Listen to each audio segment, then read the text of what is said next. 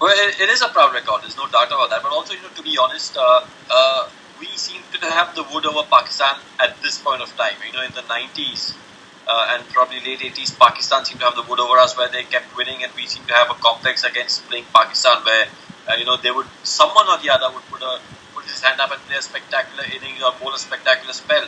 I think in this generation, it's the other way around, where the Pakistani players seem to fear, if I may use that word, playing India, because the Indian team seems to know how to beat Pakistan, and that's always a good thing. Absolutely nothing, because like I said in our last chat, I don't think the warm-up games count for anything other than individual performances. When you've got 11 batsmen to bat, and then some of those batsmen not fielding, and you have all your bowlers bowling, it counts for nothing. I mean, the warm-up games was simply an opportunity for a lot of weren't in Australia to get acclimatized to the conditions, get used to playing in Australia, and have some games under their belt. So I don't think the warm-up games really count for anything at all, except for players getting into form. Like Rohit Sharma got 150, good for his confidence to get those runs under his belt. But other than that, they count for nothing. He's been Pakistan Mr. Dependable for a very long time now, and he showed that again today. I mean, if he had a little bit of support at the end, then this game could have been a little closer. I mean, I still think we would have ended up winning this game. But I think the game would have been, the margin of defeat from Pakistan's point of view would have been smaller. And that, who knows? I mean, come the end of the round robin phase, net run rate might come into play. But you've got to say, I mean, no one from the Pakistan team really put up a fight other than Misbah-ul Haq, who showed that not only can he play the sheet anchor role, he also has the ability to play big shots. I think we're seeing a new Misbah-ul Haq, to be honest with his ability to hit boundaries at will. There was an over of Ravindra Jadeja where he had 3 boundaries in a row, and then at that time, at that stage of the innings, he was only dealing in boundaries because he was batting with number 10, number 11, and he said, look, this is the stage where I have to only score boundaries, maybe take a single of the 5th and 6th ball, farm as much of the strike as possible. So it's a new Misbah-ul Haq, and a dangerous Misbah-ul Haq for opposition. No, it won't, because this is probably the weakest Pakistani bowling attack that they've had for a very, very long time. I mean, look at the medium paces, look at the spinners.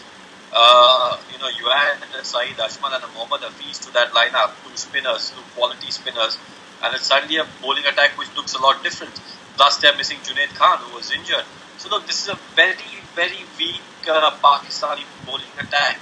So, look, it's not a bowling attack that will scare opposition, but I think they've still got enough in them to make it to the knockout stage, which is the quarterfinals. And I keep saying, I mean, once you get to the quarterfinal stage, it's a matter of having one excellent day, and suddenly you're in the semi-finals. And then if you can have someone else from your team puts in a great performance, you're in the finals, and then who knows what can happen.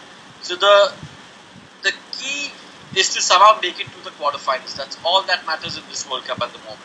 Great. I mean, look, when you're 3 out of your top 4 get big ones, I mean, 270s and 100, more often than not you're going to post a score of 300 plus. And that's always a competitive score, no matter, where you're playing. So look, great that Shikhar Dhawan got runs. He wasn't his fluent best at the beginning, but, runs are runs, and he'll be a lot better come the next game. Virat Kohli again showed what a fantastic one-day player he is. I mean, he's one of the greats as far as one-day cricket is concerned.